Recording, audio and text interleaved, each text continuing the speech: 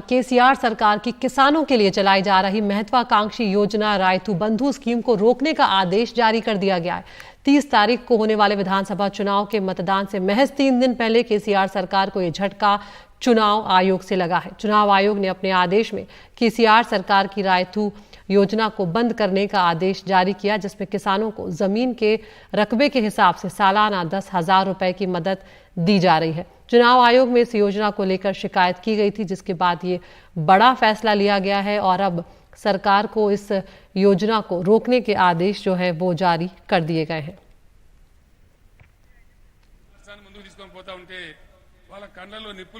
तो आपको बता दें, ये केसीआर सरकार के लिए एक तरह से झटका है, क्योंकि ये स्कीम पहले से चली आ रही है और महत्वाकांक्षी योजना इसे बताया जाता है। यहाँ पर इससे शिकायत इसको लेकर ये की गई थी कि अगर इस तरह की योजना चुनाव के दौरान चलती है तो वो कहीं ना कहीं वोटरों को प्रभावित करेगी, और इसी के चलते इसकी शिकायत के बाद चुनाव आयोग जो है उसने सरकार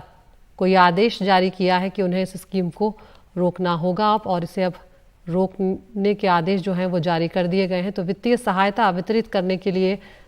तेलंगाना सरकार को ये अनुमति पहले चुनाव आयोग की तरफ से दे दी गई थी, लेकिन अब उस अनुमति को चुनाव आयोग ने वापस ले लिया है। हमारे साथ हमारी सहयोगी उमा सुधीर जुड़ गई हैं। उमा, ये स्कीम पहले से चली आ रही है और पहले इसकी अनुमति चुनाव आयोग ने दे दी थी, तो आखिर अब ऐसा क्या हुआ है कि चुनाव आयोग ने इस स्कीम को सरकार को रोकने के आदेश दे दिए हैं? तेलंगाना पहला ऐसा राष्ट्र था जहां पर ये रायतू बंधु स्कीम यानी कि डायरेक्ट बेनिफिट ट्रांसफर इन्वेस्टमेंट के लिए उनको पैसे दिए जाते हैं और उनको हर सीजन में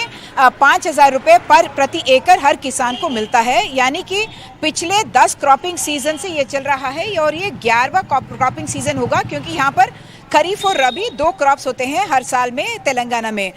ये स्कीम जारी तो थी, लेकिन इलेक्शन कमीशन से परमिशन बीआरएस सरकार ने मांगा था, क्योंकि मॉडल कोड ऑफ कॉन्डक्ट चल रहा था और कांग्रेस ने कंप्लेंट किया था कि अगर ये स्कीम जारी होगी तो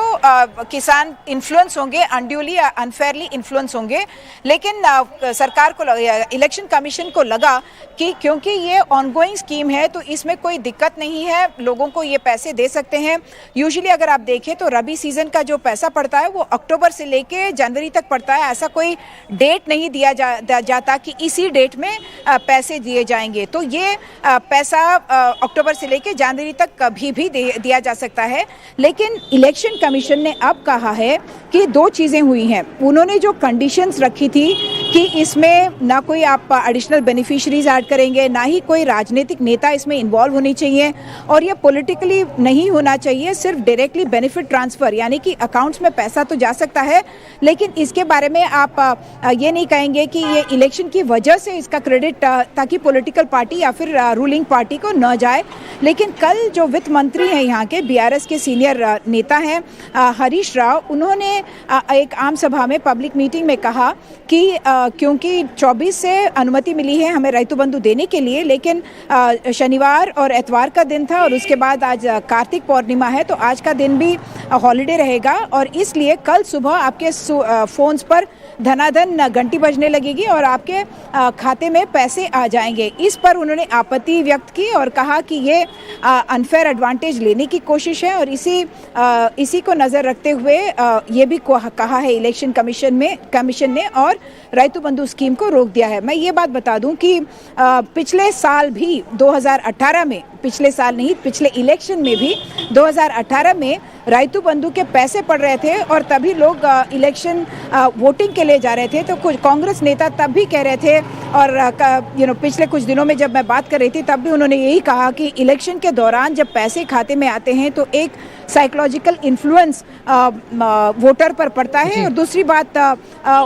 उनके वोट को भी वो इन्फ्लुएंस कर गया था 2018 में। अब कविता जो बीआरएस लीडर है उनका कहना है कि किसान को याद रखना चाहिए कि उनका कहना है कि कांग्रेस किसान के ऑपोजिट में है या उनके विरोध में है और इसी वजह से उन लोगों ने ये पैसा रोका है। एक तरह से